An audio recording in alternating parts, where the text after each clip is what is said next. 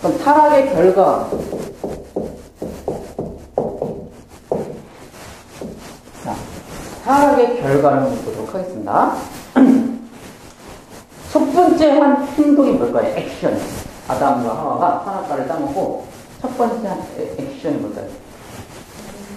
그렇죠. 아니, 몸을, 그렇죠.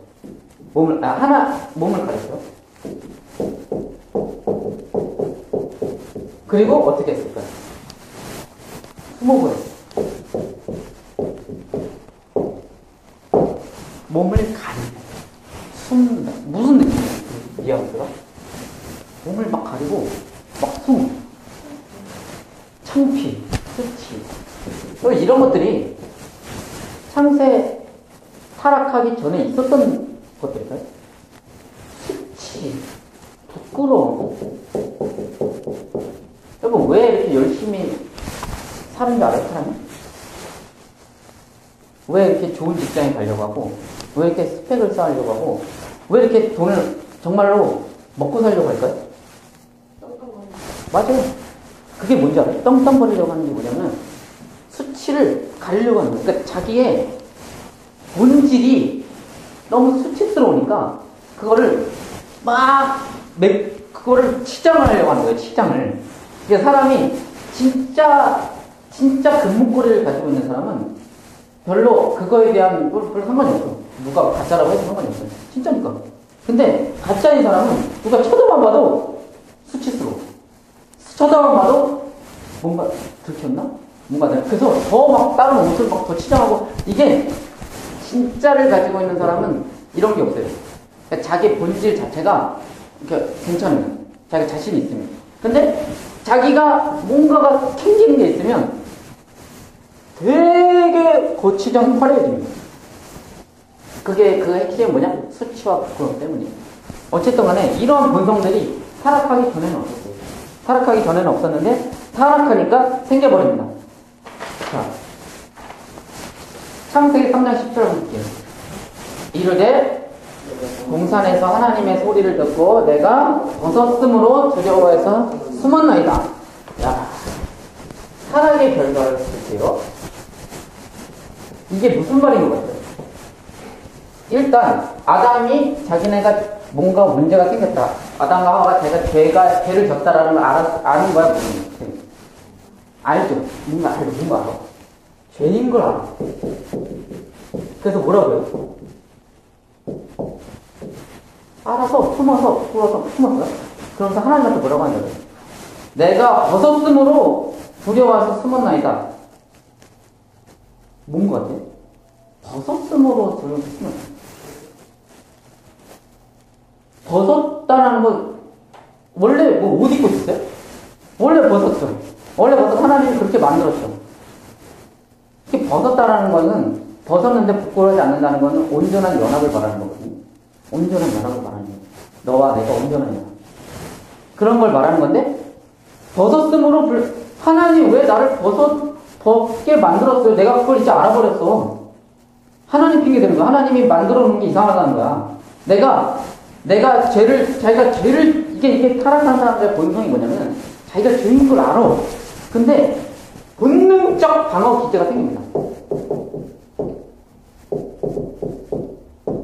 자, 이게 회개의 반대말이 본능적 방어 기제. 자, 하나님은 회개를 원하죠. 근데 타락한 인간은 본능적 방어 기제가 생겨요. 자기가 죄인 거 안 되니까 자기가 잘못한 거 다 아는데 그거를 본능적으로 방어를 하기 위해서 어떤 현상이 일어나냐면은 심지어 하나님한테까지 핑계 댈 게 없으니까 하나님이 나를 벗게 만들었으므로 내가 그래서 내가 숨은 거다. 이렇게 말하는 거 되게 어이없게. 하나님이 찾아오니까 본능적 방어 기제를 발휘해서 내가 예전에 초등부에서 좀 어떤 애가 진짜 까분 애가 있어요. 진짜 되게 있는 애. 근데 이제 우리 초등부 선생님께서 이제 걔 한 번 욕을 했어. 야, 너 한 번만 더 보면 죽는다고 했으니까 걔가 갑자기 야, 18을 이러고 이러는 거예요. 선생님한테.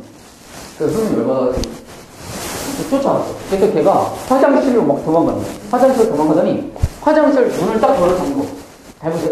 문을 걸어 잠그고. 그 다음에 뭐 하려고요? 막 울면서, 지가 아니면 선생님 먼저 그랬잖아. 왜 나한테 가? 이러면서 막 이래. 이게 뭐야? 지금 쫄아가지고, 지금 마지막 선생님 밖에서, 나와, 빨리 와. 제 안에서, 막 욕을 막 해. 이게 뭐냐면은, 자기가 잘못한 걸 알았다고 그래요. 알아. 근데, 본능, 이걸 문을 걸어서 잠그고 숨어서 누구 핑계대요? 누구? 선생님 핑계대죠. 이게 타락한 인간의 전형적인 모습이에요. 다 알아. 다 알고, 죄인 걸 알고 다 아는데, 그걸 못해. 인정을 못하는 게 죄인의 모습이에요. 이게 타락이에요. 인정을. 회개는 뭐예요? 인정은. 회개는 인간의 타락을 뒤집어버리는 역사예요. 회개가. 회개는 인간의 타락을 뒤집어버리는 역사예요. 두 개의 공통점이 뭔지 알아요? 알아. 진짜 안다니까. 자기가 잘못한 거 알아요. 다 알아. 사람들은 자기가 뭔가 잘못된 것도 알고 자기가 잘못한 거 알아. 근데 그거를 가리고 본능적으로 방어 기제를 발휘해가지고 핑계를 댄다거나 책임을 전가시키는 그런 사람이 있는 반면에 심지어는 자기가 잘못한 사람한테 욕을 해요. 아까 초등처럼 왜 그러는 거야? 자기가 잘못한 거 안 내니까 이 사람한테. 근데 욕을 해요.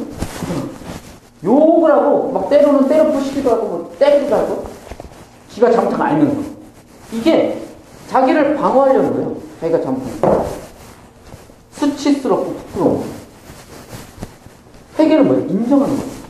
그러니까 이 타락의 가장 첫 번째 일어난 일이 하나님께 핑계하는 거예요. 그리고 여자에게 핑계하는 거예요. 뱀에게 핑계하는 거예요. 근데 자기가 잘못한 걸 알아. 아는데 본능적 방어 기제가 생겨버렸어요. 이게 타락의 결과. 인간들에게 자기가 죄인 걸 알면서도 그것을 가리고 싶은 본능적 방어. 폭로하고 싶지 않고, 드러내고 싶지 않고, 인정하고 싶지 않은 그 자신의 수치스러움. 왜 생겼을까요? 자기가 벌거벗은 걸 깨달은 거예요. 이게 뭐냐면 그 사람을 못 믿는 거예요. 내가 부끄러운 걸 누구한테 얘기한다는 거는 그 사람을 믿는 거예요. 그러니까 그 사람과 나와의 온전한 그런 어떤 연합적 공감대나 어떤 그런 것이 있으면 그 사람한테가 자기의 수치를 막 얘기할 수도 있고 자기의 부끄러움을 얘기할 수도 있는데 그것이 깨져버리니까 아무도 못 믿는 거예요. 나 말고 아무도 못 믿는 거예요. 아무도 나를 이해해주지도 않고 나를 위로해주지도 않을 것 같고 그래서 결국에 본능적 방어 기제를 발휘해서 욕을 하고 오히려 막 그냥 핑계를 대고 책임 전가를 시키는 막 이런 행위를 만들어내는 게 혼자인 것 같아서 그런 거예요. 아무런 어떤 사람도 나와 연합이 되는 것 같지 않고 그것을 부끄럽다고 하는 거고 그것을 벌거벗은 걸 알았다고 하는 거예요. 이게 벌거벗었다. 이게 온전한 연합이 깨어졌다. 벌거벗은 걸 알았다. 이 말이 뭐냐면 온전한 연합이 깨어졌다 이런 거예요. 아담과 하와가 처음에 창조했을 때는 아담이 하와한테 내 뼈 중에 뼈, 살 중에 살이 그랬죠. 하나님 앞에서 허약하는 거거든요. 이 사람은 내 뼈 중에 뼈, 살 중에 살이 이게. 근데 그들은 서로 벗었으나 뭐라고 나오죠? 부끄러워하지 않았더라 이런 말이 나와요. 벗었으나 부끄러워하지 않았다. 근데 죄를 지니까 부끄러워요. 벗은 걸. 그리고 하나님 앞에서도 벗었다고 내가 부끄러워서 숨어버려요. 이게 뭐예요? 온전한 연합이 깨어져 버려요. 온전한 연합이 깨어져 버리니까 어떤 현상이 일어나냐면 자기의 수치와 부끄러움과 자기의 잘못을 인정을 하지 않고 그들에게 용서를 구하지도 않고 그냥 본능적 방어 기제를 발휘해서 책임을 전가시키고 때로는 욕을 하고 심지어는 결국에 하나님한테까지 왜 나를 이렇게 부끄럽게 만들어놨냐 라고 하는 말도 안 되는 그러한 일들을 벌입니다. 이 세상이 왜 하나가 안 되는 줄 알아요? 교회가 하나가 안 되고 공동체가 하나가 안 되고 가정이 하나가 안 되는 이유는 정말 다른 거 없습니다. 인정을 안 해요.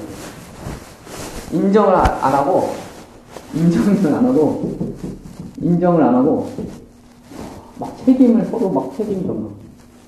이거 진짜 회개를 안 해서 그래요. 회개를 안 해요.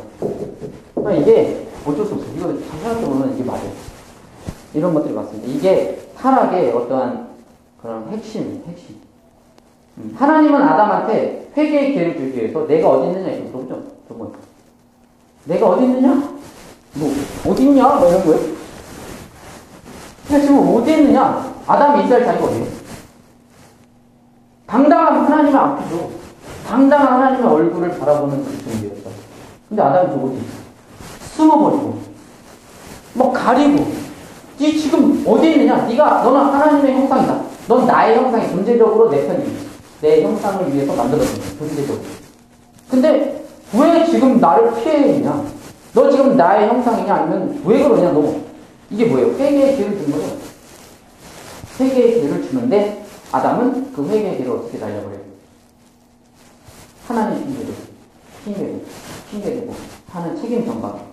완전히 모든 것이 이 신뢰성이 다 깨져버렸어요. 하나님도 몸이고 하와도 몸이고 다 깨져버렸어요. 연합이. 부끄러워.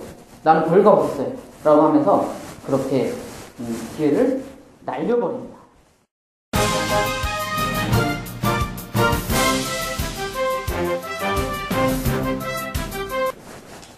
자, 두 번째. 이 타락의 결과가 뭐냐면 하나님의 안식이 어떻게 됐을까요? 하나님의 안식이 깨져버렸어요. 왜요? 하나님의 안식이 뭐였어요?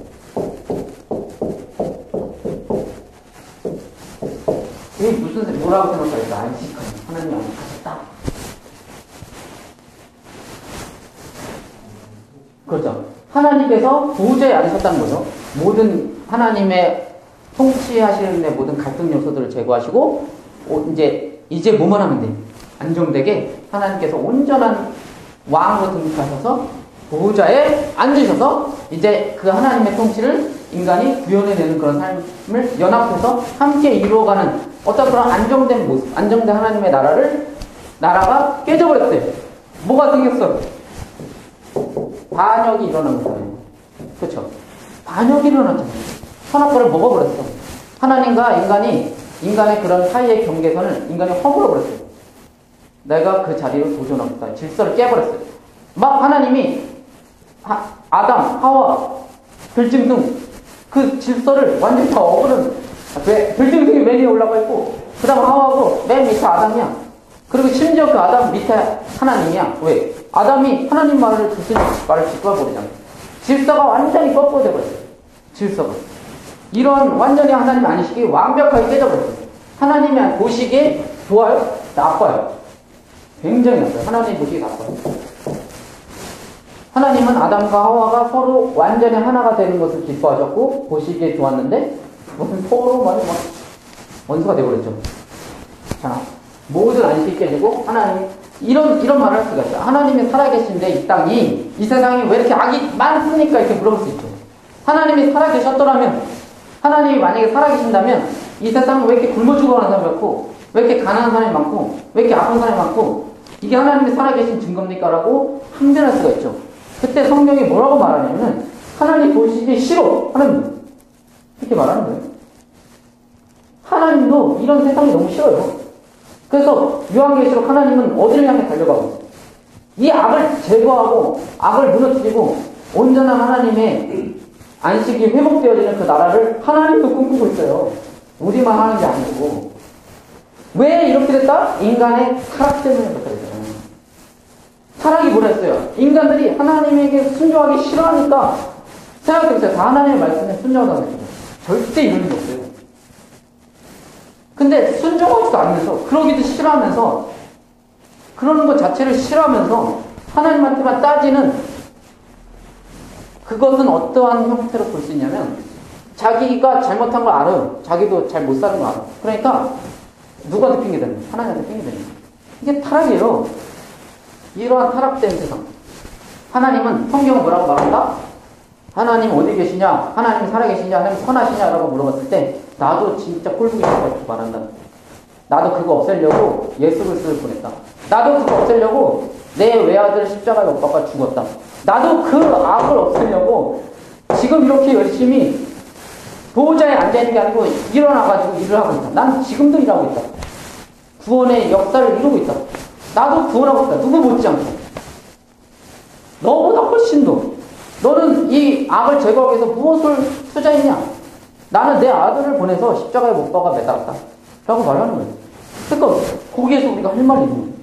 그래서 나는 이 땅을 회복하기 위해서 교회를 만들고 성령을 보내가지고 그들의 마음에 손을 줘서 십자가의 길을, 악을 이기는 십자가의 길을 가게 했는데 안 가잖아.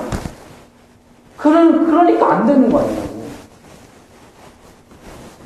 인간 때문에 하나님이 인간을 하나님의 형상으로 만들었죠. 대리자로. 이거는 취소되지 않아요. 지금도 하나님의 형상의 인간이에요. 이 말은 뭐냐면 하나님은 온 땅을 회복시키는데 누구를 통해서? 인간을 통해서 회복시키는 소리예요. 이 땅의 주인은 인간이에요. 그래서 인간이 타락해버리니까 다 타락하는 거예요. 인간의 영향력이 그만큼 큰 거예요. 그럼 하나님이 인간을 지금 회복을 시켜서 이 땅을 회복시키려고 하는데 회복이 안 하면서 자기 회개를 할 생각도 없으면서 그렇게 말을 하는 거예요. 그러니까 하나님이 얼마나 답답했어요. 그러한 것들이 일어나는 거예요. 하나님이 보시기에 악하다. 하나님의 안식이 깨어져 버렸다. 하나님의 이제 다시 보좌에 일어나서 일을 해야 돼요. 갈등 요소들을 제거해야 돼요. 지금 그러한 과정 속에 있다는 거죠.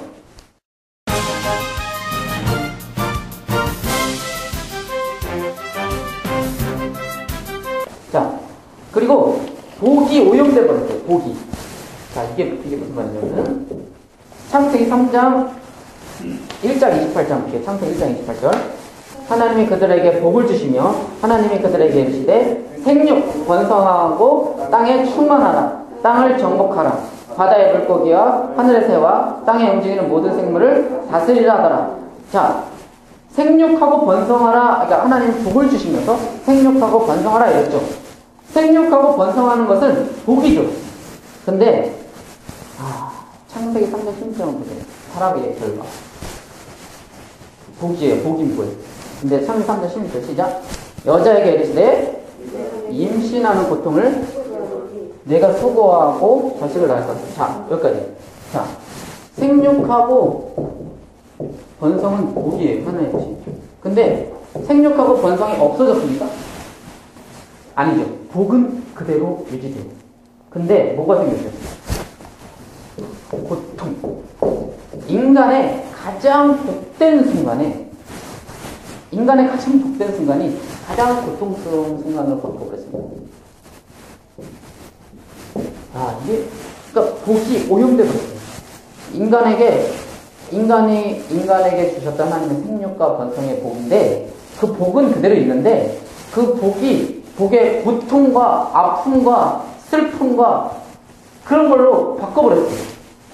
낙태, 미혼모들, 이런, 그런 것도 생각해보세요. 생육하고 번성하는 게 얼마나 큰 복입니까? 근데 인간이 타락해버리니까 육적인 고통도 있지만 그런 생육하고 번성하는 그 순간이 가장 수치스럽고 행복해야 할 그 순간이에요. 가장 수치스럽고 가장 고통스럽고 그러한 순간이 돼버린 사람들이 얼마나 많아요. 이 하나님이 주신 복이 이렇게 죄로 인해서, 타락으로 인해서 이렇게 오염되어 버렸다는 거예요. 지금 제가 이 얘기를 왜 하냐면, 구원이 뭐예요? 하나님의 복을 회복시키는 거예요. 타락의 결과를 다시 뒤집어 엎어버리는 거예요. 이게 구원이에요. 그러니까 구원은 그렇게 단순하게 죽어 처음 가는 이게 아니라니까. 이 타락된 세상을 전복시키고 회복시키는 하나님의 능력이 구원이에요. 그렇죠? 그러니까 지금 이런 것들을 잘 알아야 돼요. 생육하고 번성하라는 하나님의 복이 그대로 가지만 오염돼 버렸다. 복이 없어졌다랑 복이 오염됐다는 다릅니다. 자, 하나님의 형상인 인간이 하나님의 형상이 아니에요? 이제? 아니죠. 절대 아니에요. 오염돼 버렸어요. 이거를 잘 분별해야 돼요. 오염된 거랑 없어진 거랑 다른 거예요. 생육하고 하나님의 역사는 지금도 창세 전에 하나님이 계획하셨던 걸 그대로 가고 있어. 어쨌거나. 근데 오염됐다는 거죠. 이제 그것들을 회복하는 역사가 구원입니다. 자, 어쨌든 간에 이러한 생육 번성.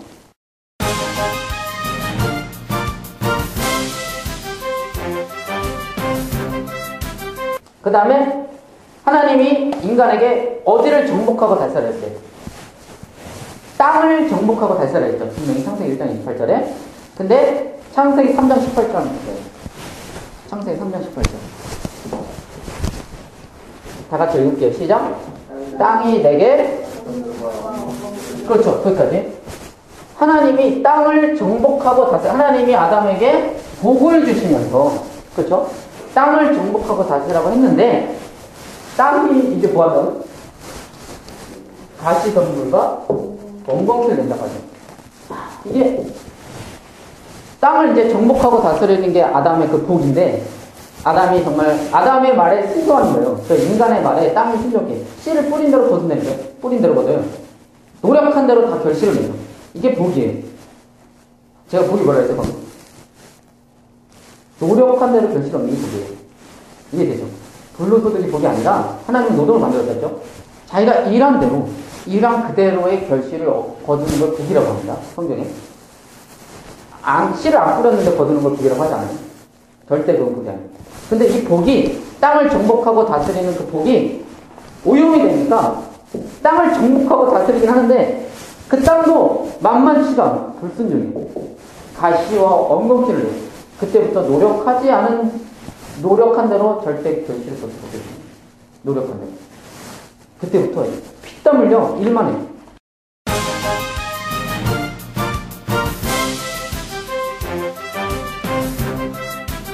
그 다음에 하나님이 인간에게 어디를 정복하고 달살했어요? 땅을 정복하고 달살했죠. 분명히 창세기 1장 28절에. 근데 창세기 3장 18절 한번 보세요. 창세기 3장 18절. 다 같이 읽을게요. 시작. 땅이 내게, 그렇죠. 거기까지. 하나님이 땅을 정복하고 하나님이 아담에게 복을 주시면서, 그렇죠? 땅을 정복하고 다스리라고 했는데, 땅이 이제 뭐 한다고? 가시덤불과 엉겅퀴를 낸다고 하죠. 이게, 땅을 이제 정복하고 다스리는 게 아담의 그 복인데, 아담이 정말, 아담의 말에 순종하는 거예요. 저 인간의 말에 땅이 순종해. 씨를 뿌린 대로 거둔다는 거예요. 뿌린 대로 거둬요. 노력한 대로 다 결실을 내요. 이게 복이에요. 제가 복이 뭐라 했어요, 방금? 노력한 대로 결실 얻는 게 복이에요. 이해되죠? 불로소득이 복이 아니라 하나님은 노동을 만들었다죠. 자기가 일한 대로, 일한 그대로의 결실을 거두는 걸 복이라고 합니다. 성경에. 씨를 안 뿌렸는데 거두는 걸 복이라고 하지 않아요. 절대 그건 복이 아니에요. 근데 이 복이, 땅을 정복하고 다스리는 그 복이 오염이 되니까 땅을 정복하고 다스리긴 하는데 그 땅도 만만치가 않아. 불순종이고 가시와 엉겅퀴를 내요. 그때부터 노력한 대로 절대 결실을 거두게 돼요. 노력한 대로. 그때부터 피땀 흘려 일만 해요.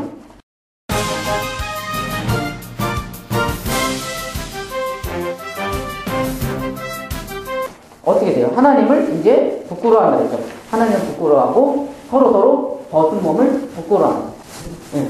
2장 2절에 시작.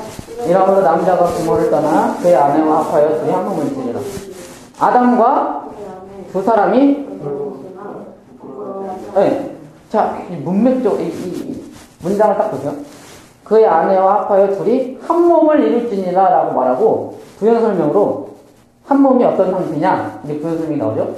아담과 그의 아내 두 사람이 벌거벗었으나 부끄러워하지 아니한다. 이해돼요? 벌거벗었으나 부끄러워하지 않는다는 것은 무엇을 상징하냐면 둘이 한 몸이라는 거예요. 연합, 온전한 연합. 근데 이제부터 서로 가리기 시작해요. 연합이 깨어졌다는 거예요.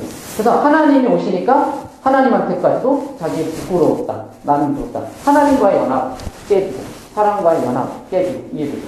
그런 온전한 연합이 깨어지는 것이 바로 성경에 보면 하나님의 얼굴을 구한다 이런 말 나오죠. 노래 찬양에도 뭐 하나님의 얼굴을 구한다. 당신의 얼굴을 보여주십시오. 당신의 얼굴 보기 원합니다. 이런 말 있죠. 이게 이 창세기에 나오는 거예요. 하나님의 낯을 피해 숨었다고 나오거든요. 낯이 보여요. 얼굴이죠. 인간의 타락 때문에, 이 습기 때문에, 부끄러움 때문에 하나님의 얼굴을, 하나님의 존재 자체를 피하는 이러한 모습을 전복시켜 주십시오. 나는 아담처럼 숨는 존재가 아니라 벌거벗은 그 상태로 무화과 나무 잎을 다 뜯어내고 하나님 앞에 벌거벗은 상태로 쓰고 싶은데 이거예요. 이게 무슨 뜻이에요? 하나님과 온전한 연합. 창세 전에 하나님께서 그렇게 원하셨던 성부, 성자, 성령 하나님이 삼위일체처럼 온전한 연합이신 것처럼 나도 그 안에서 함께 온전한 연합을 이루고 싶다 하는 찬양이 주님의 얼굴을 보기 원합니다. 이 소리예요. 이해되죠? 그러한 것들을 이제 우리가 알 수 있다는 거예요. 근데 그러한 것이 깨져버렸다.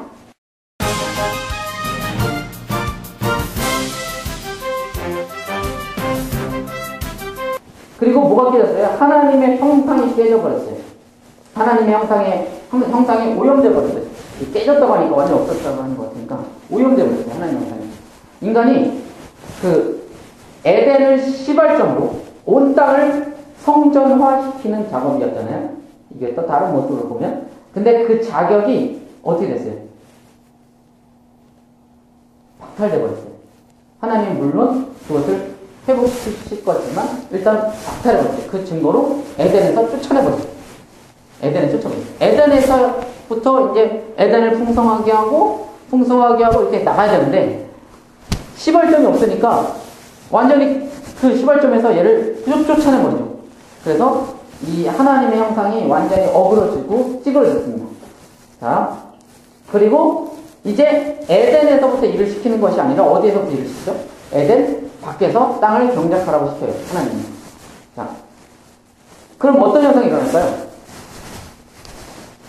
땅이, 그러니까 에덴이라는 것은 상징이 하나님의 온전한 안식, 하나님이 그 땅에 뿌린 대로 거두는 그런 땅을 말하는 거고, 거기에서 쫓아내서 이제 가시와 엉겅퀴가 이제 막 나오고, 막 이제 그것을 경작하고 하라는 건 하나님의 비전이지만, 그것이 오염돼 버리고, 그것의 어떤 안정성이 보장이 되지 않으니까, 이제 하나님의 비전이 목적이 아니라, 먹고 사는 게 목적이 되어버리는 거예요. 왜? 너무 힘드니까. 그 자체가 너무 어려워. 그래서 가장 큰 저주는 뭐냐면 노동의 가치가 완전히 상실돼 버립니다. 노동이라는 거는 하나님의 비전을 이루기 위해서 내 몸과 내 행동을 통해서 그것을 하는 것인데 그것도 이렇게 딱 되고 딱딱 돼야지 이게 딱 가는 거지. 이 자체가 너무 빡세면 여기에 완전히 매몰돼 버립니다.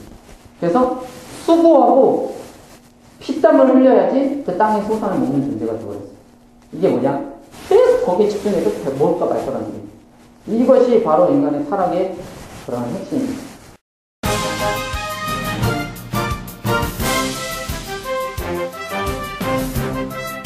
자, 그 다음에 마지막, 그 다음에 생명을 잃어버렸습니다. 생명. 창세기 3장 22절 볼게요. 창세기 3장 22절. 타락의 결과. 창세기 3장 22절. 시작. 여호와 하나님이 이르시되 보라 이 사람이 선악을 하는 일에 우리 중 하나같이 되었으니 그가 그의 손을 들어 생명나무 열매도 따먹을 고 영생할까 하노라 하시고. 자, 생명이 아담에게 내재되어 있지 않다는 거예요. 아담은 태어날 때부터 영원히 살게 만들어진 존재가 아니에요. 아담은 흙에서 나온 거예요. 흙에서 나와서 흙으로 가야 되는 존재예요. 운명적으로. 근데 선악과를 만들어 놓고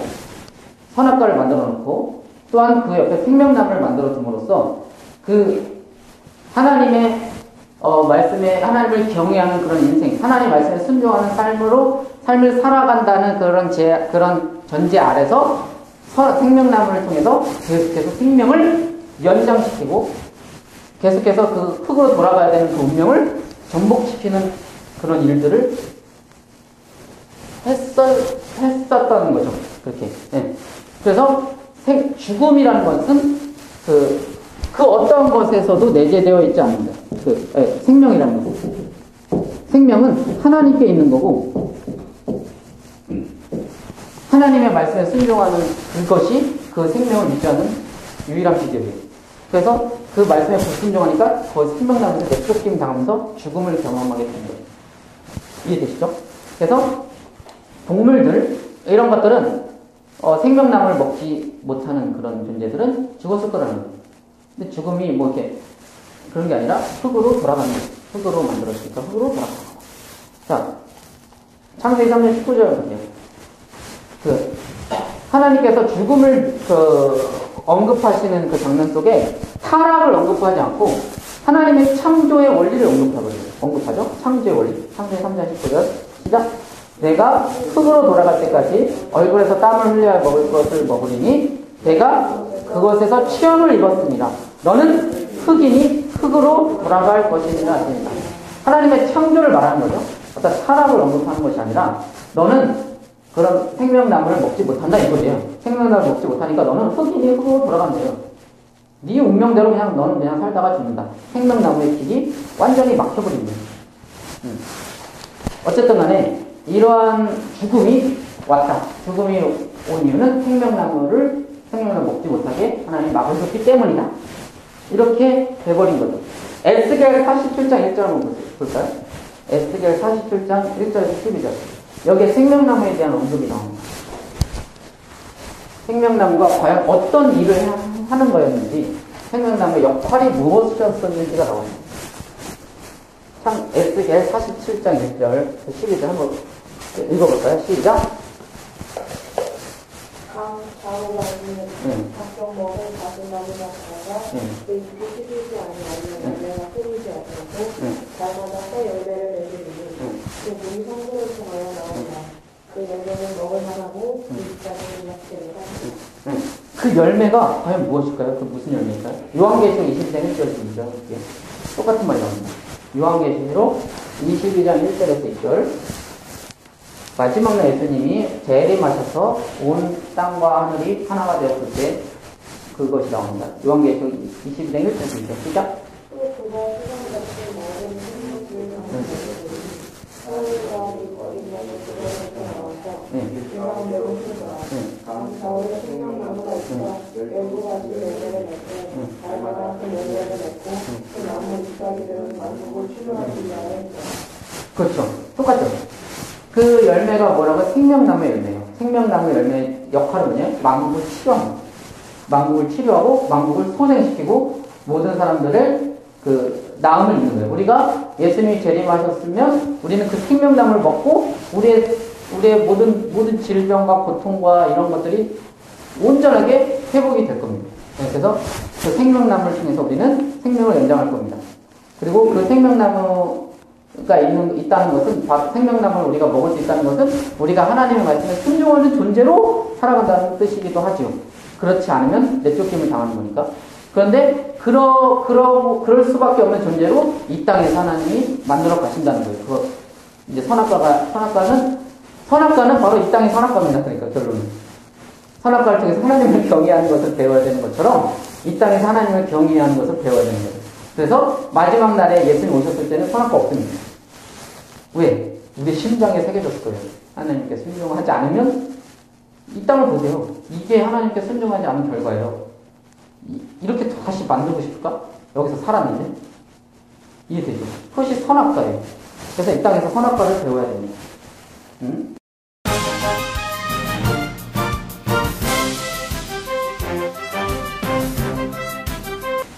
하나님의 형상의 통치 방법들이 어그러집니다. 하나님의 통치의 방법. 자, 첫 번째 뭐였어요? 하나님의 인간을 통해서 통치를 하시는데, 뭐를 통해서 인간에? 그렇죠. 하나님의 형상으로 만들었다는 것은 인간을 통해서 하나님이 이 땅을 통치하겠다는 그 말이 하나님의 형상으로 만들었다는 것이고, 하나님의 형상이 어떻게 하는 것. 첫 번째로. 아는 거 있죠. 공부. 알을 통해서 하나님의 형상들이, 하나님의 형상이 어그러졌다는 게 뭔지를 좀 디테일하게 아는 거예요. 인간의 알이 어그러져 버렸어요. 오염돼 버렸어요. 왜 공부를 하는 거예요? 왜 공부해요? 타락이죠. 타락이에요. 정말 우리가 공부하는 것이 섬기고 보호하기 위해서 공부합니까? 아니잖아요. 타락이에요. 타락. 구원이라는 건 뭐예요? 섬기고 보호하기 위해서 공부를 하는 게 구원받은 사람이에요. 구원이라는 건 이런 걸 다 뒤집어 버려요. 이해되죠? 그 두 번째 뭐가 또 타락했죠? 인간의 하나님 형상의 노동. 노동으로 하나님의 형상을 통해서 이 땅을 확장시킨다 했잖아요. 노동이 타락해버렸죠. 노동을 왜 합니까? 죽지 못하게. 이게 타락이에요. 먹고 살기 위해 마치 타락한 아담과 같아요. 회복되지 않는 아담. 자, 이것이 바로 타락이에요. 그 다음 또 뭐가 타락했죠? 연합이었죠, 연합. 하나님과 인간의 연합, 인간과 인간의 연합을 통해서 하나님의 일을 하신다 했죠? 하나님과 연합, 부끄러워졌죠? 하나님 얼굴을 구하지 않죠? 그 다음에 인간과 인간 사이에 본능적 방어 기제를 통해서 서로 책임을 정당하게 바꾸지 아무도 회개하고 인정하는 사람이 없죠? 이건 온전히 연합이 되지 않죠? 서로 내가 네 머리에 올라가려고 하고 내 또 머리 위에 올라가고 서로 그렇게 해버리자. 완전히 타락했습니다. 자, 그 다음에 듣는 마음이었죠. 듣는 마음이 완전히 타락해버렸습니다. 듣는 마음이 뭐였죠? 완전히 그 공감. 그들의 입장에 공감하고 또한 그 말귀를 알았습니다. 그러니까 하나님이 뭐라고 말을 하면 성경의 말씀을 보고 하나님이 예를 들어서 너 자꾸 이렇게 하면 너 쫓아내버린다. 너 구원에서 탈락시켜버린다. 이런 말이 많이 있겠죠? 성경에 있어요. 밖에다 버려버린다는 거. 그러면 그 말을 듣고 뭐라고 해야 돼요? 죄송합니다. 진짜 내가 정신 차리고 다시 회복하겠습니다. 하나님 은혜를 주십시오. 해야 되는데 자 보세요. 하나님은 이렇게 버립니다. 이렇게 하고 있어요. 하나님은 이렇게 버립니다. 맞아요. 그거 맞는 건데 그 말귀를 알아듣고 하는 건 아니에요. 이게 그런 하나님이 이렇게 자녀를 키우는 과정 속에서 하는 말이잖아요. 다 양육하는 거죠. 근데 그거를 하나님의 마음이 묻어나게 말하면 이해가 돼요. 이렇게 하나님이 이런 말씀을 하실 정도로 하나님은 그렇게 거룩을 추구하기를 원하신다. 이렇게 말을 해야 되는데 인간이라는 게 이제 밥 벌어먹고 살려고 하다 보니까 자기도 모르게 그냥 이렇게 만들어 놓고 계속 이렇게 해서 얘네들이 그렇게 오해를 하든 뭐 하나님의 마음 알면 이게 별 상관이 없는 거예요. 뭔가 말을 할 때 말귀를 알아듣고 말해야 된다고요. 그러니까 설교를 하더라고요. 하나님이 어떤 의도로 무엇을 이렇게 기대하면서 말을 하는 것인가를 알아야 될까요? 근데 그냥 그 말만 딱 갖다 붙여놓고 이렇게 하면 안 된다는 거예요. 근데 우리는 이미 하나님의 말귀를 알아듣는 귀가 없어요. 다 내 타락한 내 상태대로. 하나님 나 안 좋아. 하나님이 내 정도의 마음이고, 내 정도의 속 좁은 사람이다. 그렇게 타락해버리는 거예요. 내가 타락했으니까. 내가 타락했으니까 무슨 얘기를 들을 때 나 같을 줄 아는 거예요. 이 사람과 사람 사이에서도 다 나 같은다고. 너처럼 그때 다 썩지 않았어요. 근데 그렇게 들려요. 그러니까 오해를 하고. 듣는 거예요. 듣는 마음이 아예 다 타락해버렸어요. 말하는 사람이 그런 의도가 아닌데, 듣는 사람은 뭐 그런 의도라고 느끼는 거예요. 그래서 자, 그런 것도 있고, 양육이 변질되고 있어요. 자, 하나님께서 아담이 하나님의 비전을 이루어야 될 장소거든요. 시작해야 될 비전을. 에덴이죠. 예. 근데 하나님이 아담을 양육한 장소는 에덴이죠. 이거 이해가 됩니까? 자, 에덴에 선악과가 있었잖아요. 선악과가 왜 있었다 했죠? 하나님을 경외하는 것을 가르쳐주기 위한 양육 프로젝트 했잖아요. 그것이 에덴에 있죠. 근데 그냥 양육하는 장소가 아니에요, 에덴은. 하나님의 비전을 이루어 나가야 될 장소예요. 양육과 하나님의 비전의 사명을 이루어야 되는 장소는 똑같아요. 예를 들어서 가정이 예를 들어서 하나님의 비전을 이루어야 될 장소라고 한다면 그 가정은 내가 양육되는 장소인데요. 내가 온전하게 양육이 된다면 보내지는 게 아니에요. 내가 보내진 곳, 내가 지금 있는 곳, 내가 지금 하고 있는 곳에서 하나님의 비전이 있는 거예요. 거기가 하나님의 사명지야. 플러스 양육지기도 해요. 나의 양육지기도. 이 두 개를 혼동하면 안 돼. 이게 같이 가는 거지. 이게 나는 여기는 사명지고 여기는 양육받는 데야. 이렇게 생각하면 안 돼. 그 안에 무엇을 양육받는 거예요. 결국 내가 양육받는 것을 통해서 하나님은 사명을 이루는 거예요. 결국 내 의는 아무것도 없어져요. 왜? 나는 부족하고 연약하고 하나님이 나를 만들어 가실 뿐인데 그걸 통해서 하나님은 역사를 하시는 거예요. 빛과 소금이 되게 만드는 그 자체가. 내가 하나님께 양육받는 삶 자체가 빛과 소금이에요. 하나님께 집중하지 않고 하나님께 양육받지 않고 근데 인간은 그렇지 않게 되거든요. 사명은 이루려고 하는데 양육은 받으려고 하지 않아요. 인정하지 않고 자신의 부족함과 연약함을 인정하지 않고 마치 완벽하게 준비된 사람인 것처럼 다 살아가려고 해요. 이렇게 돼버렸어요. 양육이 하나님의 양육 프로젝트가 타락이 오염이 되거든요. 자, 그 다음 누가 또 오염됐죠? 선택받은 조건. 이거는 그 아담에게 해당되는 거예요. 아담을 통해서 하나님이 아담을 맏아들로, 아담을 대제사장으로, 아담을 왕 중에 왕으로, 아담을 그리스도로, 왕은 선지자, 제사장으로. 아담을 그리스도로 삼았는데 그 아담이 타락함으로써, 불순종함으로써 아담은 에덴에서 쫓겨남으로써 그 특권과 그 역할을 상실해버립니다. 그래서 하나님은 새로운 아담을, 뉴 아담을 선택하기 위해서, 하나님 항상 선택과 확장이라 했죠. 선택하기 위해서 노아를 부르시고 아브라함을 부르시고 이스라엘을 부르시고 그들의 끝까지 불순종하자 예수 그리스도를 예수 그리스도가 오셨는데, 선택하셨는데, 예수 그리스도는 순종하시되 죽기까지 순종하셔가지고 그분이 선택된 이 특징의 그 사역을 완성시키시고 우리는 에덴의 그 아담의 예수 그리스도에게 연합이 되어서 이렇게 하나님의 비전이 그 예수를 통해서 이루어지는 그림이 이렇게 나오는 거예요. 그래서 선택받은 특권이 아담이 상실해버렸다. 이걸 꼭 잊어버리시면 안 됩니다.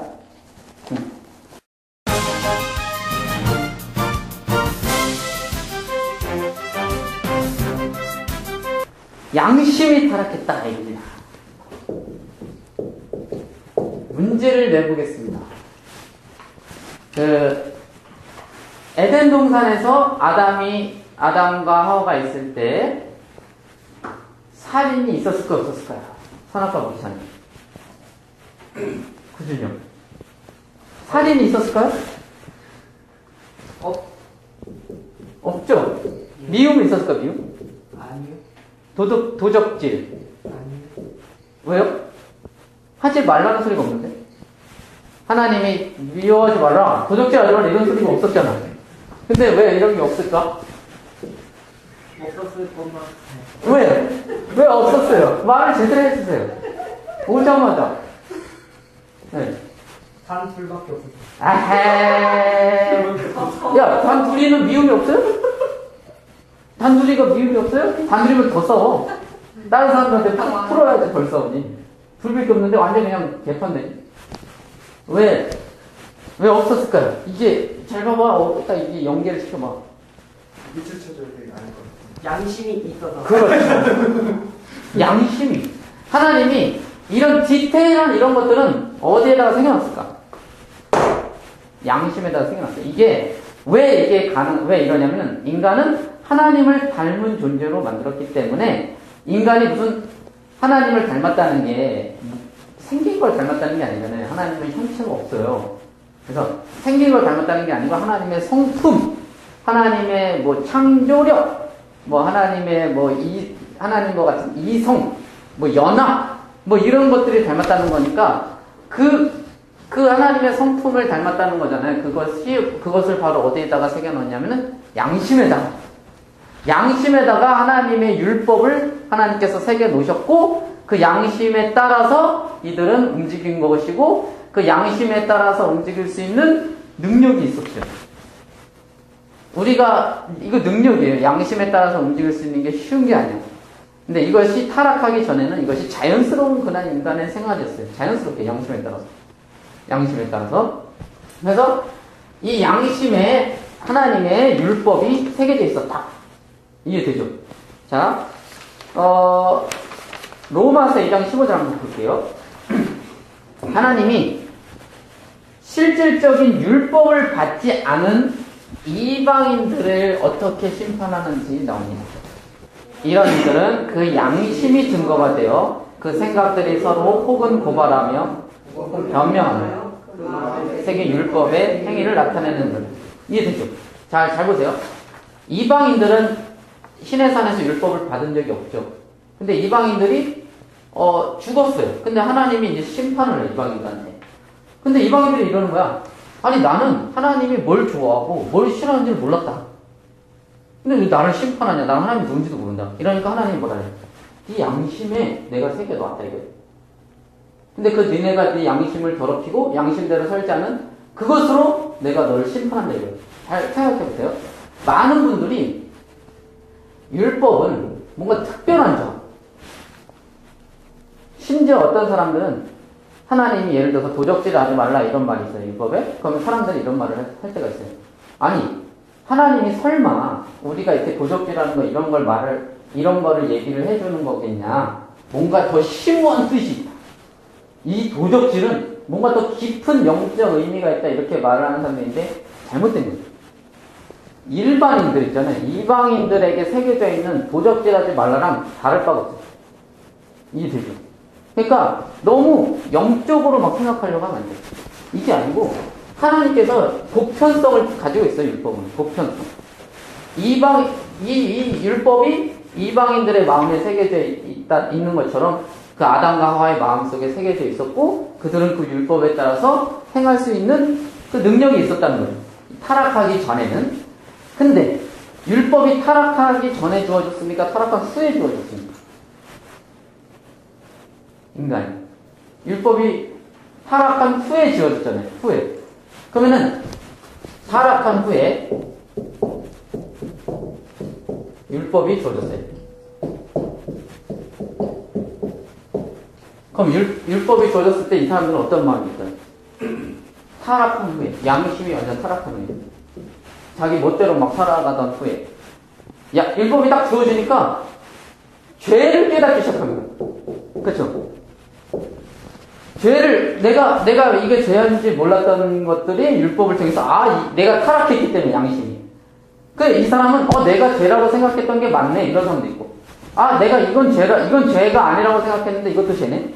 이건 죄라고 생각했는데 죄가 아니네. 뭐 이런 죄가 무엇인지에 대해서 정확하게 깨닫기 시작하면서 이 양심을 건드리기 시작합니다. 이제 이 율법이. 자, 그런데 문제가 있어요. 이 율법은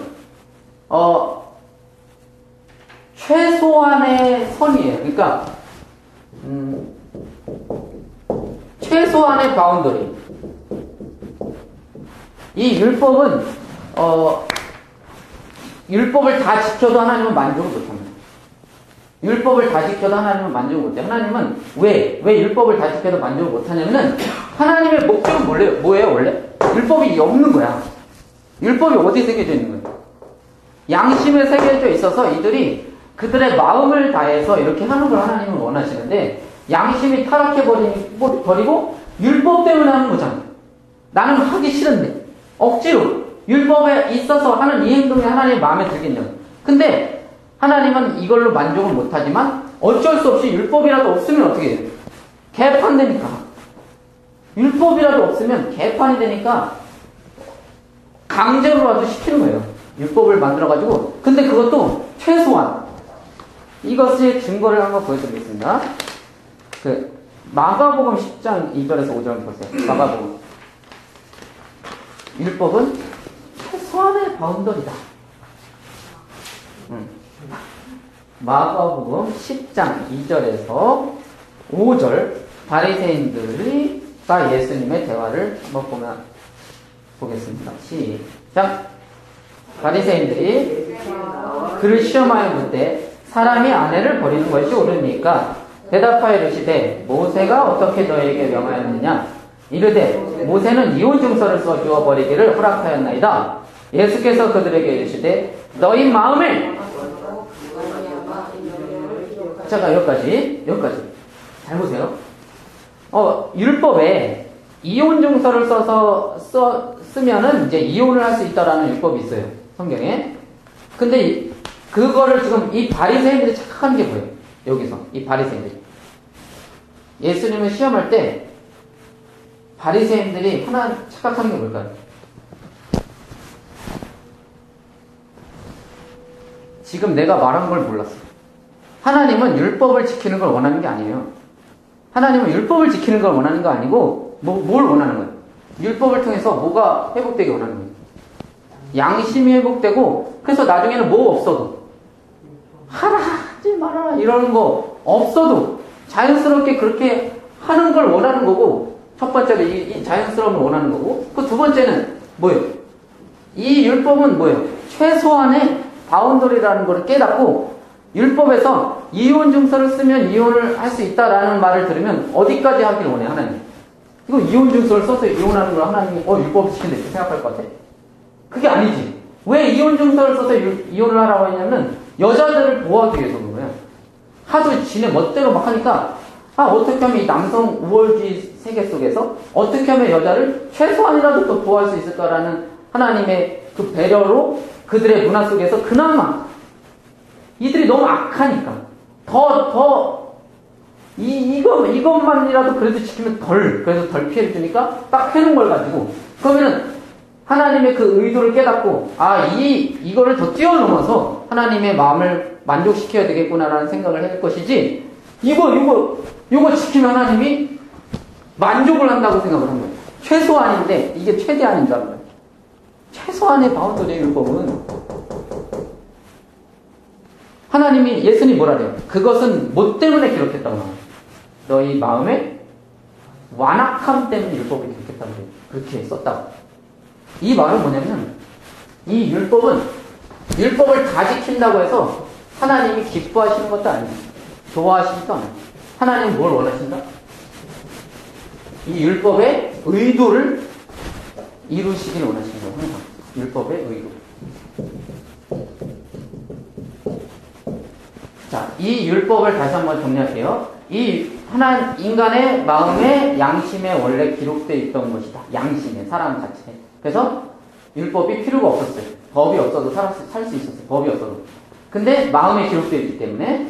근데 인간이 타락한 다음부터 인간이 스스로 선악을 분별한 다음부터 양심이 타락을 했어요. 양심이 타락을 해가지고 서로 선도 다르고 악도 다르고 사람마다 다 다르고. 이건 선한 거고 이건 악한 거고 다 다르고. 다 하나님 됐어. 그래서 하나님이 뭐를 주셨다? 인간의 마음의 완악함 때문에 뭐를 주셨다? 율법을 주셨어요. 율법은 최대한이다, 최소한이다. 최소한이다. 최소한이야.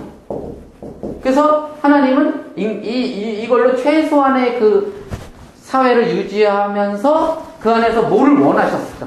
이 율법에 뭐를 깨닫고, 의도를 깨닫고, 양심이 회복되어서 창세 전에 정말 그 하나님의 그 세계로 법 없이도, 법 때문에 억지로 하는 게 아니고, 죽기 싫어서 억지로 하는 게 아니고, 정말로 그 마음속에 그 사랑으로 할 수 있는 그런 세상을 하나님이 꿈꾸셨었는데 이것이 이제 쉬었다는 거죠.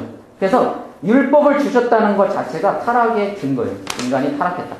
율법을 하나님이 주셨다는 것 자체가 하나님이 뭔가를 강제적으로 주입시킨다는 것 자체가 인간이 타락했다는 증거입니다. 엄마가 혼낸다는 것 자체가 엄마가 막 강제로 뭐를 막 시킨다는 것 자체가 얘가 좀 그렇게 안에서는 안 된다. 이거를 깨달았다는 거잖아요. 얘는 말로 좋게 그냥 가만히 냅두면 안 되겠다. 라는 생각을 하셨다는 것 자체가 타락했다는 증거예요. 그래서 율법은 인간의 타락을 증명해주는 증거입니다. 이해돼요? 율법은 죄를 깨닫게 해주는 거예요. 인간이 죄인인 거예요. 법 없으면 살 수 없음을 깨닫게 해주는 거예요. 자, 그 다음에 7번. 양심이 타락했다는 것을 말씀드렸고요.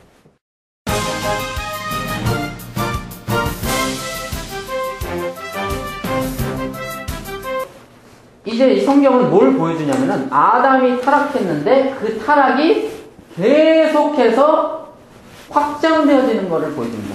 이 창세기 기자가 우리한테 뭘 알려주는 거냐면은 죄가 아담 이후로 계속해서 확산돼서 온 세상에 가득 차게 되었다는 것을 알려주기를 원해요. 죄의 확장성.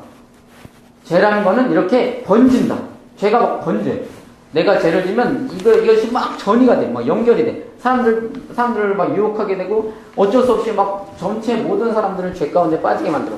그것을 어떻게 이해해 주냐면은 자, 창세기 3장 9절 보세요. 창세기 3장 9절. 이 죄의 퍼짐에 대해서 이 성경이 문학적 기법으로 표현을 해줍니다. 문학적 기법을 가지고 창세기 3장 9절 하나님이 아담한테 뭐라고 합니까? 내가 어디 있느냐? 자, 창세기 4장 9절 한번 보세요. 창세기 4장 9절.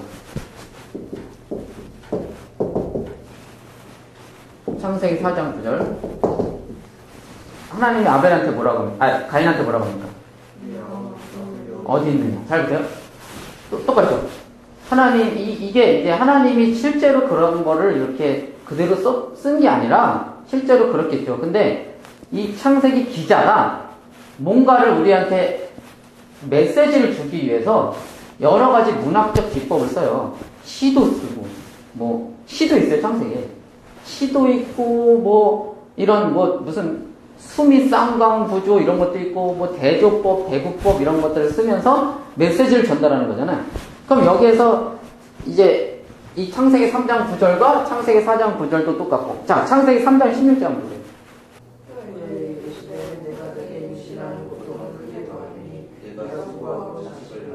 네, 그 다음에. 그렇죠. 너는 남편을 원하고 남편은 너를 다스릴 것이다, 이러죠. 자, 이 죄에 대한 하나님의 징계죠. 자, 너는 남편을 원하고 그러나 남편은 너를 다스릴 것이다. 자, 창세기 4장 7절. 이걸 똑같은 이야기 합니다. 창세기 4장 7절. 시작.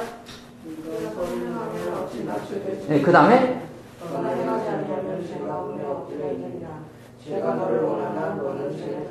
그렇죠. 죄는 너를 원하나 너는 죄를 다스려야 된다. 자, 죄가 문 앞에 뭐하고 있다 그러면?